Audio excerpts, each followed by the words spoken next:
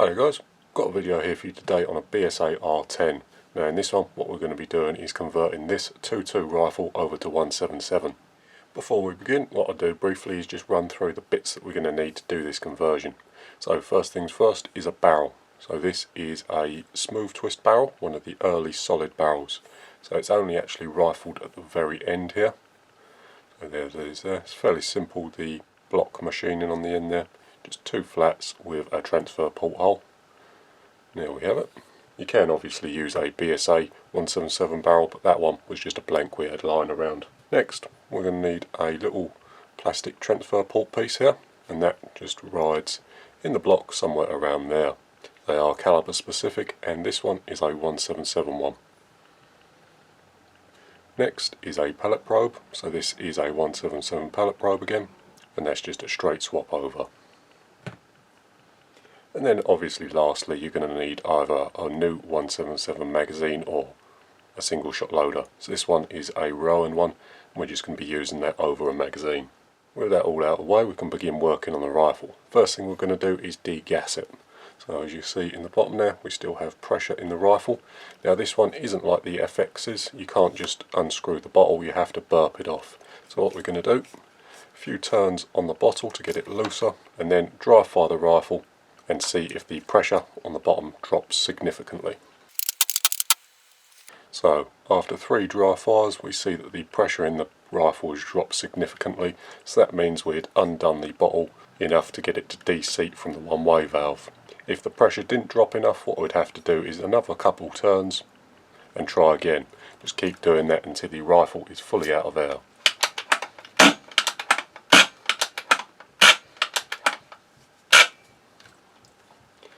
And when the rifle is completely out of air, so you hear the valve stop opening anymore, no air is coming out the end of the barrel, we can unscrew the bottle completely. So there it is there. Next thing I'm going to do is take the shroud off just to make it a little easier to manipulate for the camera. And that just simply unscrews. Now from the factory they're really screwed on there tight. So if you've never taken your shroud off before, it's probably going to be quite tight. With that done, we can take off the stock. So the stock just comes off with a single bolt, this one in the middle, using a 5mm Allen key. And there's the stock there. So this is an earlier stock. It's handed, this is a right hand stock. I think the later ones are sort of an ambi stock. They're a little thicker around the grip. This one is quite nice though. With the stock off, you can see how the R10's put together. So it's not a monoblock design like newer rifles, it's all made up of separate components. And there really is quite a bit to do on these rifles to make them shoot a lot better. From the factory the shot count's quite poor, and there are a number of improvements that you can make that really do drastically change the way the R10 shoots. And I am planning on doing a number of tuning videos for the R10. But this one will just be on the caliber change. So first thing we're going to do is take out this screw in the back here using a flat bladed screwdriver. Next we'll take off the cocking bolts of this part here. And that's using a 3mm Allen key in the back of the bolt. That's out.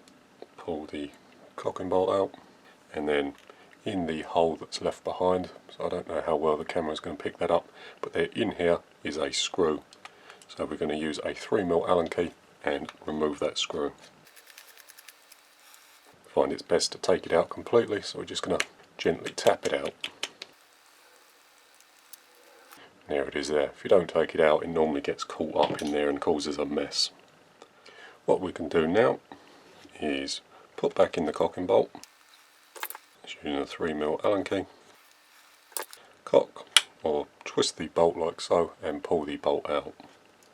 Won't come out all the way, and then from this angle what we can do is push back on this plastic face here. So if you see in there, there's a small plastic sleeve, and if we push that out we'll start to expose this one at the back, and just keep pressing it out. It might be quite tight, or it can be quite tight as I should say, until we get it on the other side here. What this does is expose this hole here, and then we can come through with a 3mm Allen key and loosen that bolt. Again, my screw fell through to the other side, so I'm just going to tip that out and stick that to one side. Now the top half of the block should separate from the bottom. So here's the bottom half of the block, and we're not going to be needing anything else from this block, so we'll stick it to one side. Next we can remove the little spring here, and there is a ball beneath it, so I'm just going to tap the ball out nice and gently, just being careful not to lose the smaller spring and ball bearing out the front. Next up we can remove the pellet probe by loosening this screw here. That's done with a 2.5mm Allen key, and we're going to remove the screw entirely. So here it comes there. Next thing we've got to do is remove this little cocking dog. Now the easiest way I've found to do this is using something like an Allen key, put it in the hole, gently pull the pellet probe back until the O-ring is nearing the cocking dog, and then very gently pulling the pellet probe back and pushing the cocking dog forward, just slip it off. So there that is there. From the factory these can be quite rough, so it's worth putting a little countersink in each end just to give a little ramp for the O-ring to go up and down. But once it's off we can just pull the pellet probe out like so. We can also remove the plastic sleeving from inside the block. So there's the back half,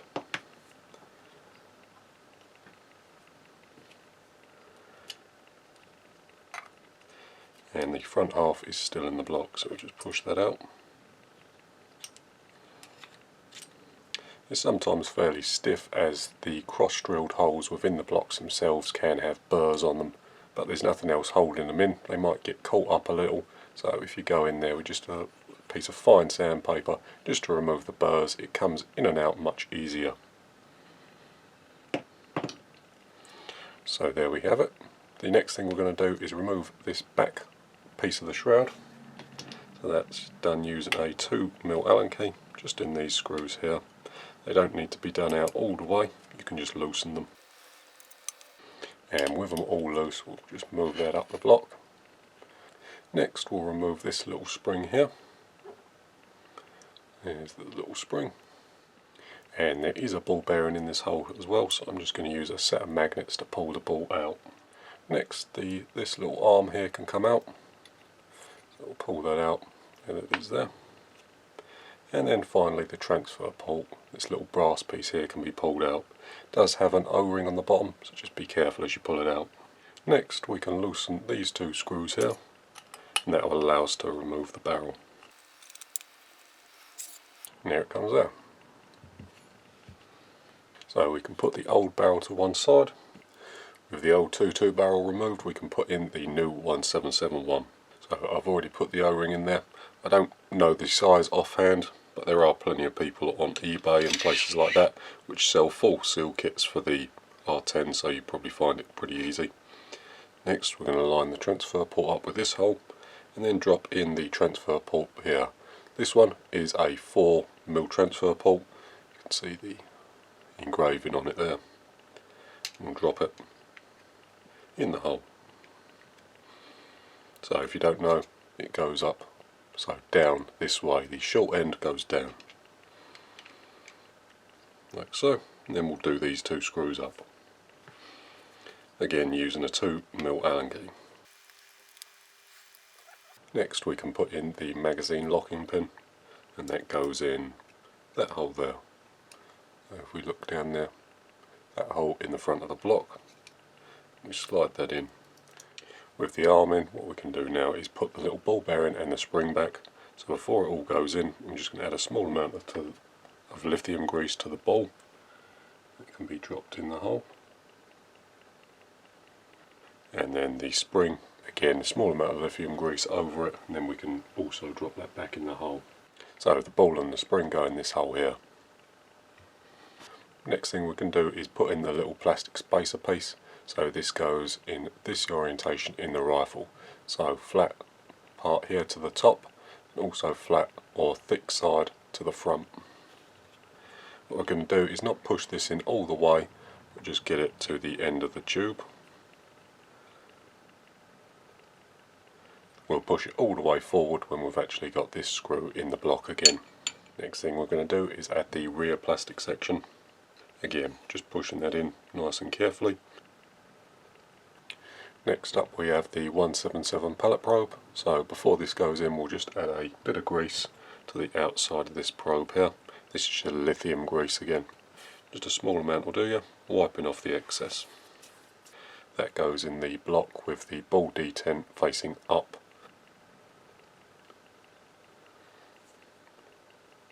And as you push it in, just make sure nothing else goes forward. Next up, before it goes in all the way, we'll add the cocking dog. So just push that in the hole there and push the pellet probe over the top of it. And then using a 2mm Allen key, we'll just pull the cocking dog, or sometimes it's called the banjo bolt, over to where it needs to be. Next we'll add the screw in. So we'll get that in there.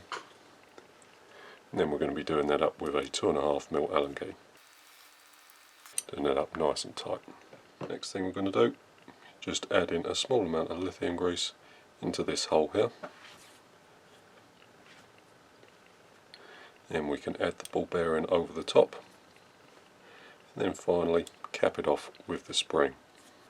Once everything's in, we can bring back the other half of the block, so this piece here, and we'll mate the two pieces together. So when they go together, this part here lines up with the transfer port hole. And before they go together, just make sure that the banjo bolt is forward of this little pin here. And then line up, push the two halves together, and coming in from the top, you can locate this screw hole here. Now at the moment the pellet probe's in the way, so what we're going to do is using a bolt, screw it into the back of the pellet probe, just pull that out the way so this hole is clear. Then we'll take one of the bolts and just drop it in the hole. Then using a 3mm Allen key, just do that up nice and tight. Once that's done, we can unscrew this bolt from the back and push everything forward. And using an Allen key or something similar just to press the bolt home, and that exposes the little screw hole in the back.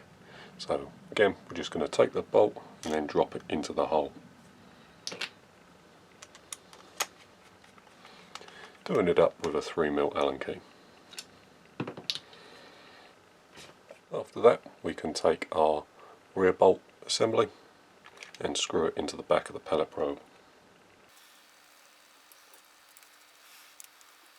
Getting it to around that angle, although it can be adjusted if it's hitting the stock. Once the stock is actually on the rifle, you can just loosen that bolt, get it to where you want it, and then put it back. So there we have it. The rifle works again and everything's put back together. The final piece of the puzzle is just putting this little cap piece on. So that's this piece here. Just go get that started in the hole. And then do that up with a flat bladed screwdriver. And there we have it. There's the rifle converted over from 22 to 177.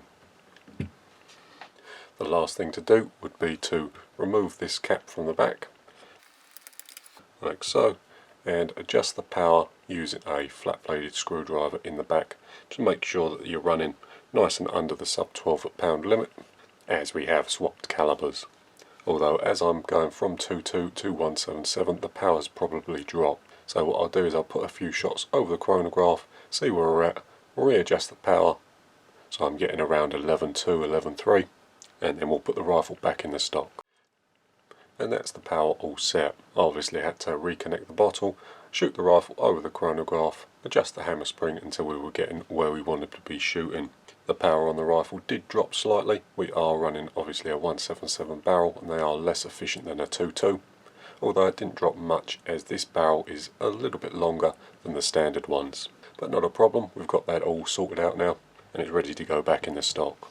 I like to put the action back in the stock, then re-gas the rifle, as this front block here is loose when the rifle is depressurized, so you can get that exactly where you need it to be in the stock. And then when you repressurize it, this block is then locked. You can't rotate with pressure in it.